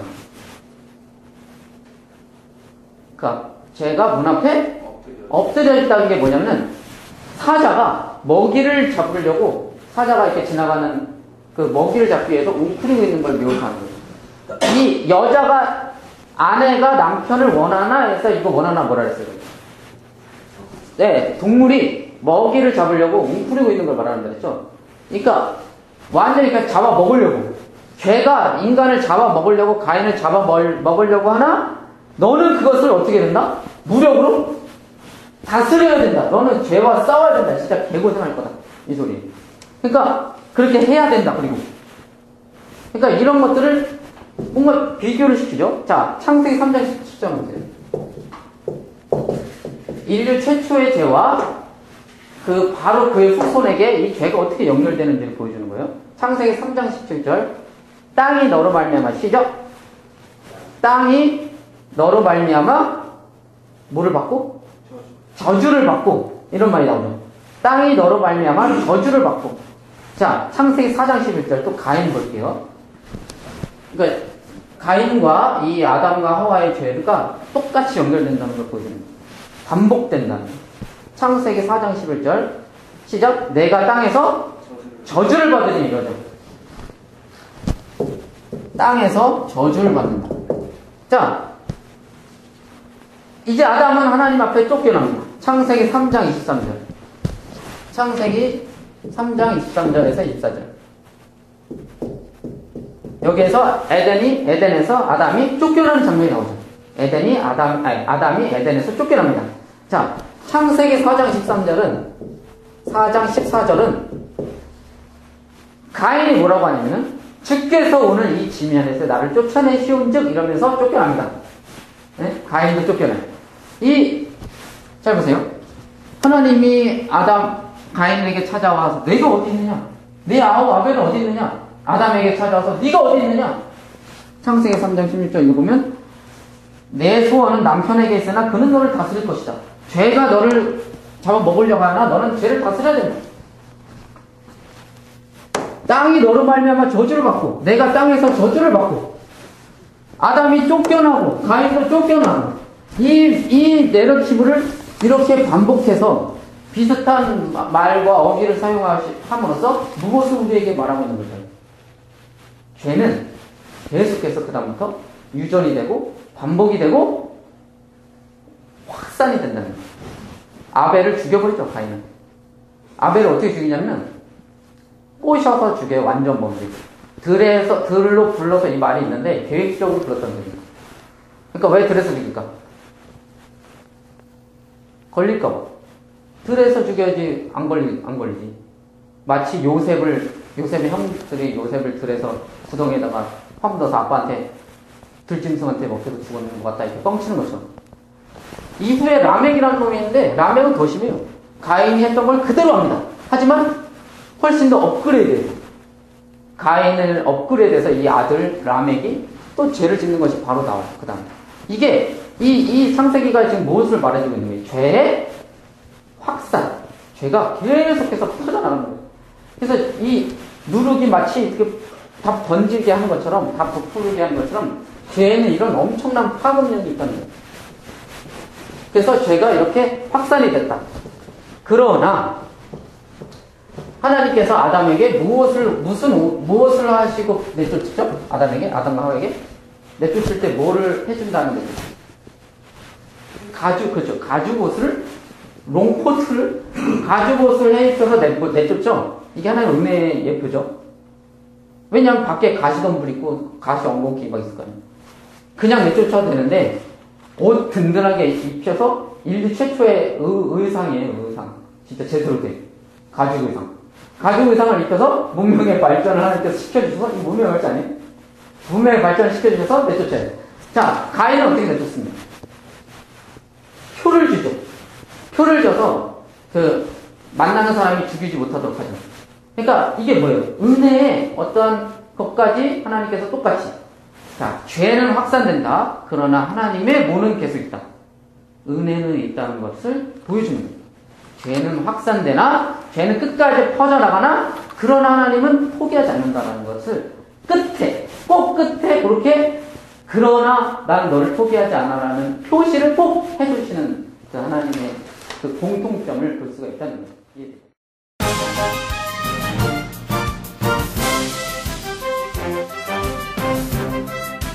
에덴에서 추방이 되는 거에 대한 얘기를 합니다. 그래서 결국 이들은 에덴에서 추방이 됩니다. 에덴은 어떤 곳이에요? 에덴을 설명해 보세요. 그동안 알았습니다. 에덴은 어떤 곳이다? 네. 성취되는 곳은 아니죠. 시작되는 곳. 네. 성취되는 것은, 성취가 되려면 온 땅에 에덴과 같은 곳이 가득 차야 되죠. 네. 에덴은 하나님의 비전을 시작하는 시작점이고 씨앗이. 이제 그것이 점점 퍼져나가서 그 에덴의 그 경계선을 계속해서 확장해서 온 땅에 생육하고 번성하고 온 땅에 하나님을 아는 지식을 충만하게 하고 온 땅에 하나님스러운 문화와 하나님스러운 노래가 퍼지고 하나님스러운 영화가 생기고 하나님스러운 이런 온 땅에 하나님 나라가 이루어지는 것을 하나님께서는 꿈을 꾸셨다는 거죠. 근데 이제 그 에덴에서 쫓겨납니다.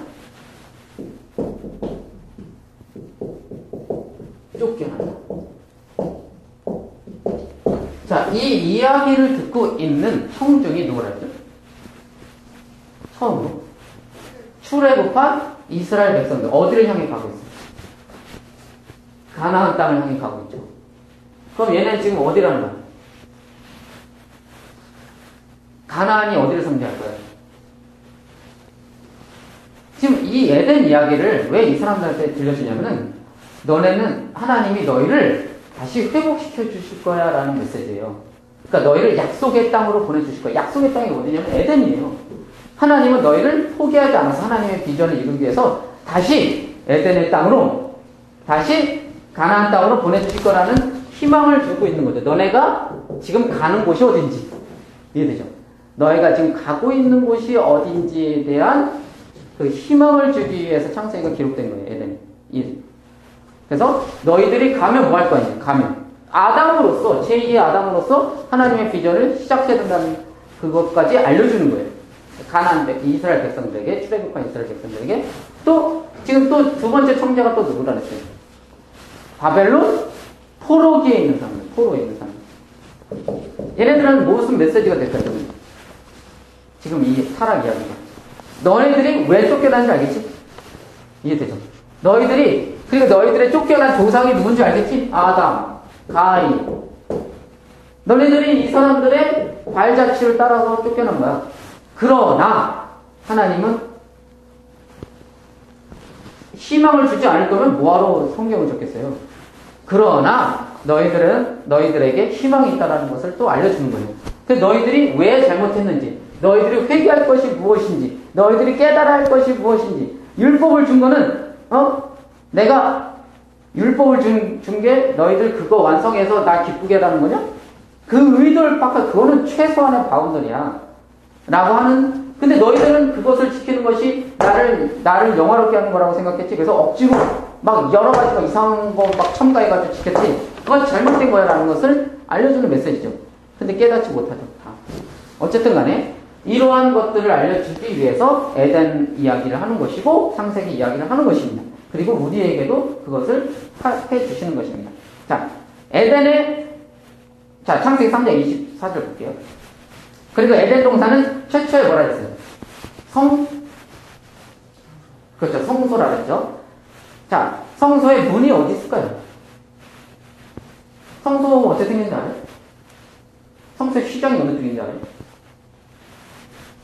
성소를 들어가는 동쪽입니다. 하여 동쪽이에요. 성소 휘장도 휘장 동쪽, 휘장이 두 개 있죠. 지성소 휘장, 성소 휘장, 알아요? 성전 어떻게 생긴지 알아요? 그 다음에 뜰을 지나, 번제단을 지나, 문이 있어요. 이제 들어오는 문? 다 동쪽이에요. 왜 동쪽으로 문을 만들었을까? 자, 창세기 3장 24절, 준비, 시작! 이같이 하나님이 그 사람을 쫓아내시고, 에덴 동쪽에 그룹들과 두루 도는 불칼을 두어 생명나무의 길을 지키게 하십니다. 사람을 쫓아내고, 이제 못 들어오게 했어요, 에덴을. 자, 창세기에 보면 하나님이 에덴을 창설하시고 이런 말이 나옵니다. 이 창설이라는 거는 울타리를 치다라는 뜻이에요. 그러니까 하나님이 에덴 안에 바운드에 이렇게 울타리를 쳐놨어요. 쳐놓고 문이 어디에 있다는 거예요? 동쪽에 있어요. 완전 성전이죠. 그리고 동쪽에 천사들, 그룹들을 이렇게 지키게 했죠. 휘장이랑 그 성전 문은 천사들의 그림이 이렇게 있습니다. 지키는 그림. 동쪽에. 동쪽 문에 이런 그림이 있어요. 에덴은 최초의 성소였어요. 성전이었어요. 그리고 성전이었어요. 자, 이래서 이렇게 동쪽. 동쪽은 단순한 지리적 설명이 아니에요. 성경에 동쪽으로 간다. 그리고 동쪽에서 서쪽으로 온다. 이런 말이 있어요. 근데 동쪽에서 서쪽으로 오는 건 좋은 걸까 나쁜 거죠? 아니죠. 잘 봐. 여기에서 동쪽으로 쫓겨났잖아. 근데 계속 동쪽으로 가는 건 뭐야, 그럼? 점점 어떻게 되는 거야? 멀어지는 거예요. 근데 동쪽에서 서쪽으로 오는 거야. 가까워지는 소리. 그러니까 성경을 볼 때 동쪽으로 동쪽으로 갔다. 동쪽은 바벨론 성이 있는 곳이에요. 그러니까 어디 동쪽으로 막 이러잖아. 그러면 이놈이 점점 멀어지는구나 이렇게 생각하면 돼요. 근데 동에서 서쪽으로 이러면은 이거는 하나님께로 가까이 간다는 것을 성경에서 지금 우리에게 메시지 힌트를 주는 거구나. 이렇게 생각을 하시면 됩니다. 자, 그래서 그러한 것까지 하나님께서 이 창세기를 통해서 우리에게 메시지를 주신다는 거죠. 그 다음에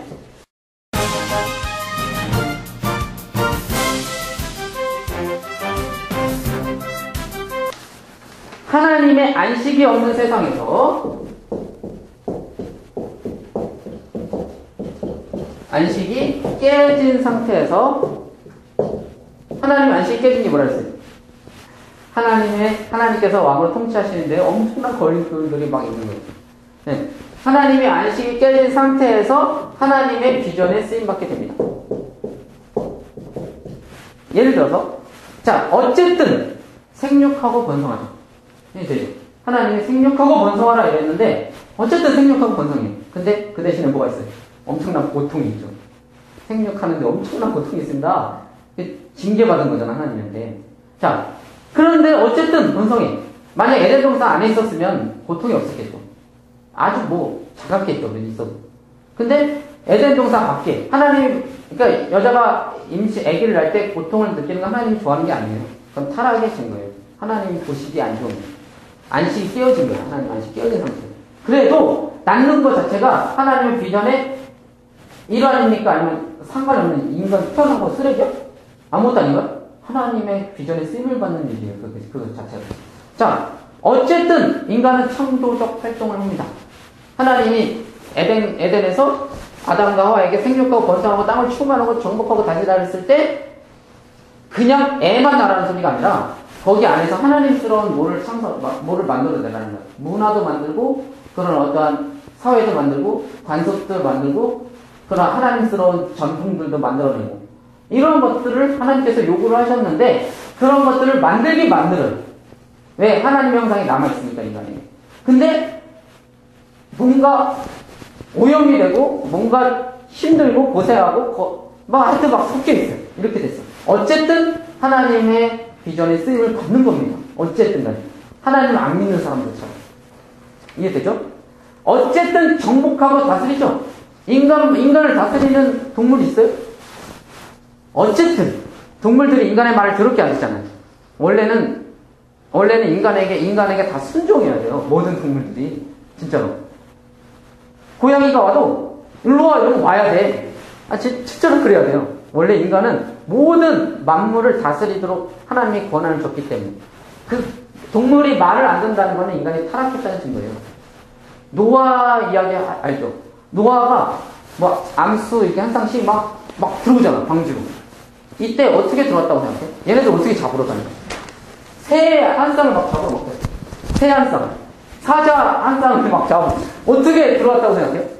이 노아 영화를 보니까 피리를 부더라고. 피리를 보니까 막 동물들이 막 진행 알아서 오더라고. 하나님이 노아에게 명령했거든. 암수 한 쌍씩 잡아서 방주에다 넣어라, 이렇게 명령.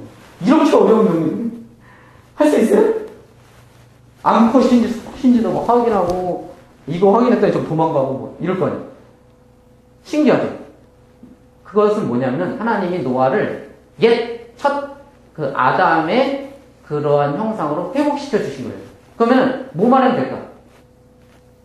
아담이 동물들의 이름을 다 지어줬거든요? 그러니까 성경에 뭐라고 하냐면, 아담한테 동물들이 한 명씩 나왔어요. 지네가 알아서. 이게 뭐예요? 이게 바로 다스리고 정복하는 인간의 위대한 줄. 지금 만약에 이런 권한이 있으면 개판 되겠지. 우리 타락했기 때문에. 근데 그때는 그런 권한이 있어도 상관이 없어요. 양심이 살아있기 때문에. 그래서 노아도 그것을 하나님께서 회복시켜 주실 거라고 나는 생각을 해요. 그래서 와라! 이래서 오는 거지. 암수 한 쌍씩 와라.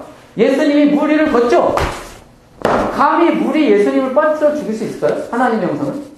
이 자연이, 이 세상이 과연 인간을 죽이고, 인간을 뒤집어엎고 인간을 넘어뜨릴 수 있을까요? 원래? 없죠? 예수님이 물 위를 걸었다는 것은 아담의 권세와 권위를 회복된 모습을 보여주는 거예요. 물이 어떻게 빠뜨리냐고, 사람을 죽이냐고. 못 죽여요. 원래 못 죽이는 거야. 어떻게 자연이, 어떻게 동물이, 어떻게 하나님의 형상인 인간을 죽이고, 어떻게 불가능한 일이에요, 그거는. 그런 세상이 지금 이렇게 있다는 거는 완전 타락한 거예요, 이 세상이. 완전 지금 전복된 거예요. 어쨌든 정복하고 다스립니다. 무력으로 만들어요. 뭘 가요? 배를 만들면 어떻게 됩니까? 그 다음에, 어쨌든 결혼하고, 뭐, 다 합니다. 어쨌든이 중요해요. 어쨌든, 하나님의 비전에 쓰임을 받는다. 이게 중요해요. 어쨌든. 그러니까 이 세상은 회복하고 갱신돼야 되는 거지 없어져야 될 것이 아니에요. 하나님의 비전이 이루어지고 있어요. 하나님의 비전이 지금 성취되고 있어요. 하나님을 믿는 사람이든 안 믿는 사람이든. 그 안에서 우리는 뭐를 꿈꿔야 돼, 항상. 회복과 갱신을 꿈꿔야지 파괴를 꿈꾸면 안 됩니다. 없어져버려요. 어차피 없어질 텐데. 드라마를 봐도, 영화를 봐도, 그 하나님스러운 영화를 만들려고 해야 되고, 그러한 하나님스러운 영화로 그것을 설명해 줄 줄 알아야지. 그 드라마는 보면 안 돼! 영화는 보면 안 돼! 이렇게 가면 안 돼. 이렇게 가면 안 돼. 단절로 가면 안 돼. 자, 어쨌든 간에, 하나님의 비전에 쓰임을 받는다.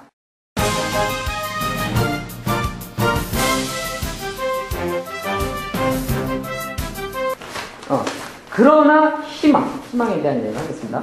자, 이 창세기는 타락한 인간에게 주어졌을까요? 타락하지 않은 인간에게 주어졌을까요? 타락한 인간에게 주어진 거죠? 그러면 왜 주어졌을까요? 결론적으로. 죽으라고 주어진 걸까요? 살으라고 주어진 걸까요? 살으라고 준 거죠. 좀 생명을 주기 위해서 쓴 거죠. 생명을 주기 위해서.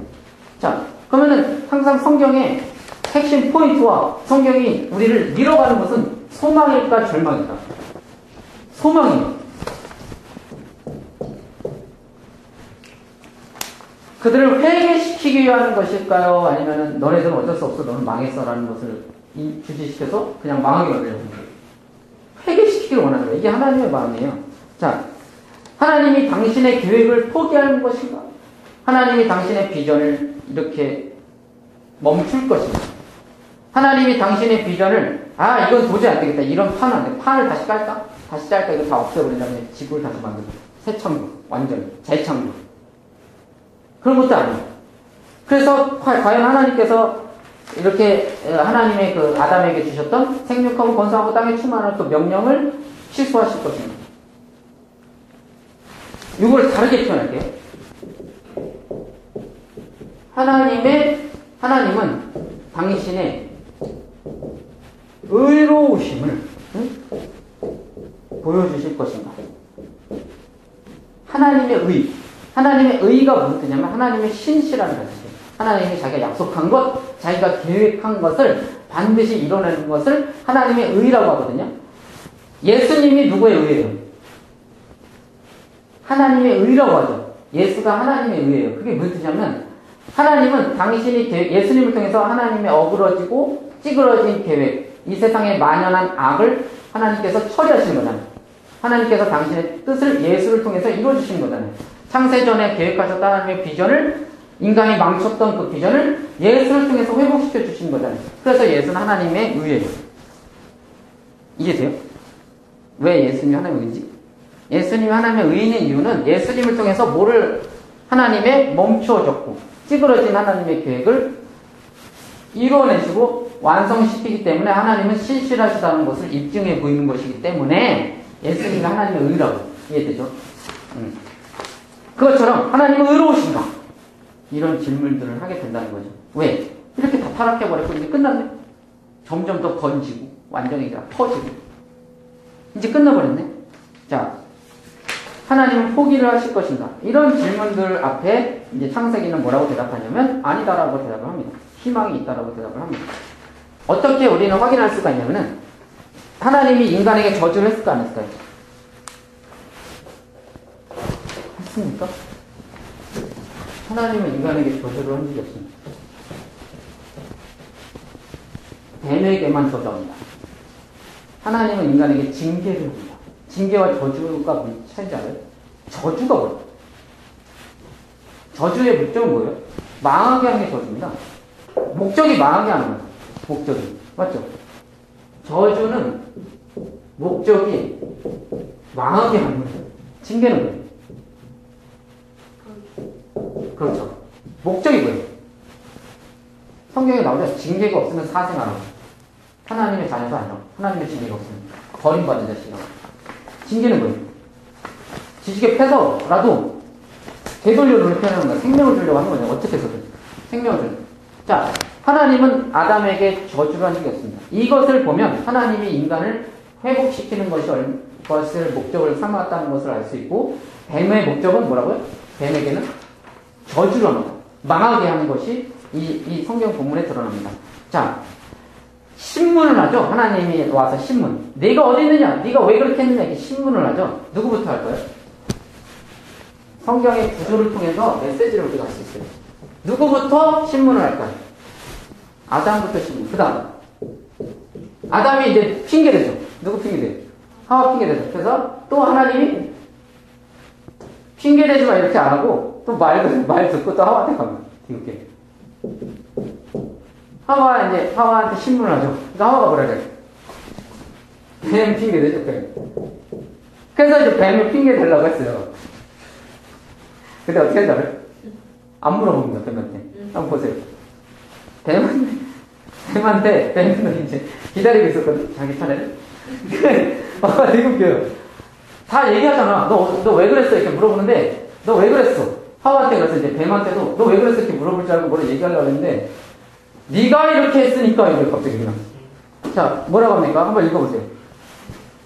네. 뱀한테 저주하는 내용. 내가 저주를 받고 뭐 이거. 한번 읽어보세요. 여호와 하나님이 뱀에게 이르시되 네. 네가 이렇게 하였으니 안 물어보죠. 네가 모든 가축과 들의 모든 짐승보다 더욱 저주를 받아 배로 다니고 살아있는 동안 흙을 먹을지니라. 네. 흙을 먹는다는 거는 온전한 그 실패를 의미합니다. 성경에 뭐 미가서에서 나오고 온전한 실패를 의미합니다. 자, 너는 실패했다는 거지. 완벽하게 망했다 이거지. 자, 뱀은 신문을 안 하고 바로 저주를 때려버리죠. 자, 그 다음에 누구한테 말을 합니까? 그 다음 누구야? 그 다음 누구한테 징계를 내려요? 저주 아니에요. 아담한테 징계를 하죠. 뭐라고 하죠? 내가 너를 마지막 원수가 되게 하고 응. 내 후손도 응? 여자를 원수가 되게 하고. 그거 아담한테 한 거예요? 그거 뱀한테 한 거예요? 네, 그거 뱀한테 한 거예요. 창세기 3장 15절 한 거 아니에요? 그거 뱀한테 한 소리예요. 그거 아담한테 하면 큰일 나요. 여자에게 이게 여자에게 하죠? 네, 네. 여자에게. 아, 이게, 이거 그렇게 하면 안 됩니다. 그렇게 하면 이단돼요. 네. 그거 아담한테 하면 큰일 나는 겁니다. 자, 여자한테 하죠? 그 다음에 누구한테 해요? 그 다음. 누굴 징계? 예? 하와, 그 다음에 아담. 그러니까, 뱀한테 저주를 내리고, 그 다음에 여자한테 징계를 하고, 그 다음에 누구한테 징계합니까? 아담에게 징계하죠. 저주한 거 아니에요? 저주라는 말이 없어요, 아예. 자, 이게 구조예요. 봐보세요. 이게, 이렇게 되죠. 이게 얘네가 그냥 쓰는 게 아니라니까? 얘네 되게 똑똑한 사람들이에요. 근데 이렇게 되죠. 가운데 뭐 하나 나와요? 이 이야기는 뱀 저주 이야기예요. 그러니까 이 창세기 3장은 하나님이 그 모든 잘못을 완벽하게 누구에게 뒤집어 씌우는 거예요. 뱀에게 뒤집어 씌워서 뱀을 완전히 저주해버리고 이들은 징계를 통해서 뭐 하겠다는 심산이에요. 뭐 하겠다는 심산이에요. 회복시키겠다는 심산이에요. 이게 구조로 봤을 때 뱀의 심판을 강조하려고 이렇게 쓴 거예요. 강조하려고. 뱀의 심판을 강조하려고. 그러면 노아 이야기가 구조로 봤을 때 구조가 있거든요. 이렇게 노아 홍수 이야기를. 노아를 구원하는 이야기입니까? 인류를 저주하는 이야기입니까? 노아를 구원하는 이야기예요. 그러니까 다 저주를 받아야 되는데 하나님께서 저주를 받아야 되는데 하나님께서 은혜로 구원하는 이야기가 노아 이야기예요. 그러니까 노아 홍수 이야기는 인류가 막 완전히 그냥 물에 다 잠기고 이런 이야기가 아니라 하나님이 노아를 구원하시는 이야기구나 이렇게 생각해요. 베드로서에서도 그렇게 나와요. 노아를 구원하는 이야기라고. 자, 어쨌든 간에 이 창세기 3장도 인간이 타락한 이야기지만 핵심은 뭐냐면은 그 타락의 주 원인을 하나님께서 뱀으로 확정하시고 그 뱀을 저주하는 이야기가 그 뱀을 저주함으로써 그 타락에 관여했던 아담과 하와를 회복시켜 주시려는 뉘앙스가 있는 이야기예요. 그것을 우리가 어떻게 알 수 있냐면은 저주를 내린 다음에 징계를 한 다음에 바로 무슨 이야기가 나오면 가죽옷 이야기가 나옵니다. 자, 이제 하나님께서 징계를 한 다음에 그냥 내쫓는 게 아니고 뱀은 분명히 배로 기어나게 다니게 한 다음에 그냥 그렇게 해버렸는데 인간은 뭘 해줘요? 가죽옷을 지어 입히시고 그 다음에 내쫓죠. 이게 되게 웃기지 않아요? 내쫓는 거는 이제 열받아가지고 내쫓는 건데 해줄 건 해주고 내쫓는 느낌 이상하게 들잖아요. 막 너는 가시덤불 이건 뭐야? 너는 이렇게 한번 개고생해봐라 이거잖아. 너 내 안식이 없는 곳은 임마 얼마나 힘든 곳인지 얼마나 풍족하지. 네가 직접 하나님 해봐라. 네가 직접 혼돈과 공허를 채워봐라 이거잖아. 질서를 네가 세워봐라. 네가 직접 하나님 해봐라 하고서 내쫓는 건데 잠깐 일로 와봐. 이 새끼 옷을 입고 나가야지 하면서 옷을 입혀주는 거예요. 이게 진짜 그 얘기라니까. 가죽옷을. 무슨 뉘앙스인지 알겠어요? 하나님은 자신의 창조주됨, 아버지됨, 부모님됨을 포기하잖아요. 그러니까 하나님의 그런 긍휼을 여기서 느낄 수 있어요. 마치 이것은 교제의 회복에 소망을 주는 이야기입니다. 가죽옷은. 내쫓아. 그 다음에 창세기 3장 15절도 회복의 메시지를 담고 있습니다. 창세기 3장 15절을 한번 읽어볼까요? 아까 아담에게 주었던 저주라고 했죠. 창세기 3장 15절. 뭐라고 하죠? 내가 너로 여자와 원수가 되게 하고 원수도 여자의 후가 원수가 되게 하리니 여자의 후손은 내 머리를 상하게 할 것이요 너는 그의 발꿈치를 상하게 할 것이니라 하시고. 자, 여자의 후손은 사람입니까? 뱀 뭡니까? 여자의 후손 사람이겠죠? 그럼 뱀의 후손은 뱀이야? 코브라입니까? 뱀의 후손은 뭘까요? 여자의 후손은 사람이라 했죠? 사람이야. 여자의 후손과 뱀의 후손이 원수가 되겠다 했죠? 뱀의 후손은 뭘까? 마귀. 뱀의 후손이 마귀야? 사람이에요. 근데 지금 잘 보세요. 요한복음 8장 42절 볼게요. 이거에 대해서 나옵니다. 요한복음 8장 42절에 44절. 뱀의 후손은 뱀이 아니에요. 창세기는 이미 뱀을 사단이라고 생각하고 있는 거야. 자, 요한복음 8장 42절에 44절. 준비, 시작. 예수께서 이르시되 하나님이 너희 아버지였으면 너희가 나를 사랑하였으리니 이는 내가 하나님께로부터 나와 나는 스스로 온 것이 아니요 아버지께서 나를 보낸 것이라. 어찌하여 내 말을 깨닫지 못하느냐. 이는 내 말을 들을 줄 알지 못하느냐. 너희는 아비 마귀에게서 났으니 너희 아비의 욕심대로 너희도 행하고자 하느니라. 그는 처음부터 살인한 자요 진리가 그 속에 없으므로 진리에 서지 못하고 거짓을 말할 때마다 제 것으로 말하나니 이는 그가 거짓말쟁이요 거짓의 아비가 되었습니다. 자, 이해되죠? 누구한테 뱀의 후손이라 해요? 너희가 누굴까? 바리새인들이죠. 사람이죠. 그럼 뱀의 후손과 여자의 후손을 하나님 예수님이 어떻게 남으시는 거예요? 대충 뱀이 말한 대로 따라서 살아가는 사람을 뱀의 후손이라고 하죠. 너희 아비대로 하냐는구나. 너희가 만약 아브라함의 자손이었으면 아브라함이 했던 대로 했을 것이다 이거예요. 그런데 너희가 뱀의 자손이니까 뱀이 했던 거를 하는구나. 그리고 뱀이 추구했던 것. 뱀이 추구했던 것. 뱀이 했던 거짓말이 뭐예요? 너희가 하나님 자리에 올라가면 너희가 좋을 것이다. 이게 거짓말이에요. 하나님 자리에 올라가는 건 거짓말이 아니에요. 우리가 하나님처럼 돼서 막 선하고 준비해야 돼요. 근데 뱀이 했던 거짓말은 뭐냐면 그러면 더 행복할 것이다. 그 행복을 추구하는 사람. 내가 하나님의 자리에 올라가서 누리는 그 행복을 추구하는 사람을 뱀의 후손이라고 하고 예수님의 길, 아브라함의 길을 가는 사람을 그렇게 삶을 살아가는 사람을 여자의 후손이라고 해요. 이 둘은 서로 원수가 된다고 나와요. 자, 여자의 후손과 뱀의 후손 이야기가 나오죠. 근데 웃긴 게 있어요. 이 후손이라는 말이 방금 여자의 후손이라고 그러죠. 창세기 3장 15절에 후손이 말이 제라거든요. 제라. 씨예요. 씨. 후손. 씨. 이것은 단수와 복수 모두를 가지고 있는 거예요. 씨라는 말은 자, 여자의 후손이 뱀의 머리를 어떻게 한다고 하면 창세기 3장 15절에 여자의 후손이 뱀의 후손의 머리를 상하기가 뭐냐면 박살내버리자는 거예요. 근데 뱀은 뭐 어떻게 하고? 여자의 후손의 발 뒤꿈치를 밟고. 자, 발 뒤꿈치가 약한 겁니까? 강한 겁니까? 오, 어떻게 했어요? 보통 사람들이, 뱀이 기껏 해봤자 발 뒤꿈치를 그렇게 못 밟는다. 근데 여자의 후손은 뱀의 머리를 밟아버린다. 이렇게 해석을 하는데, 발 뒤꿈치는 죽는 거야. 뱀이 가장 강력하게 물 수 있는 데가 여기예요. 즉사예요. 이게 아니야, 여기? 거기가? 어쨌든, 가장 그러니까 뱀이 어떻게 이런 줄 모르겠어. 그러니까 뱀이 할 수 있는 최고의 공격. 그리고 인간 입장에서는 가장 치명타. 뱀이 할 수 있는 최고의 공격을 받은 치명타.